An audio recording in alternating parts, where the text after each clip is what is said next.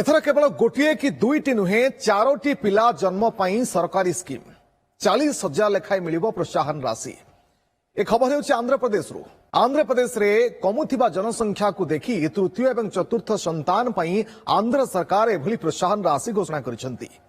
तृतीय संतान पाई मिलिबो 30,000 टंका एवं चतुर्थ संतान पाई मिलिबो 40,000 टंकार प्रोत्साहन राशि। आंध्र प्रदेश मुख्यमंत्री चंद्रबाबू नायडू एभली घोषणा करिसेंती। श्रीकाकुलम जिल्ला रे एक साधारण सभा रे जोगदेबा अवसर रे मुख्यमंत्री चंद्रबाबू नायडू ए बड़ घोषणा करिसेंती।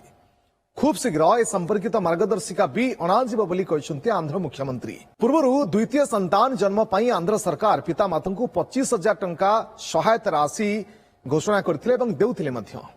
किंतु यार आवश्यकता केते भारत भली देश रे जेउठी जनसंख्या 140 कोटी पार कलानी कौन चतुर्थ संतान जन्म पाई भी लोकन को उत्साहित करबा दरकार ना नाही एवं कौन भारत वर्ष रे भी एभली निष्पत्ति हेबार आवश्यकता अछि कि जहां भी आपनकर मत रहिछि कमेंट रे शेयर करंतु।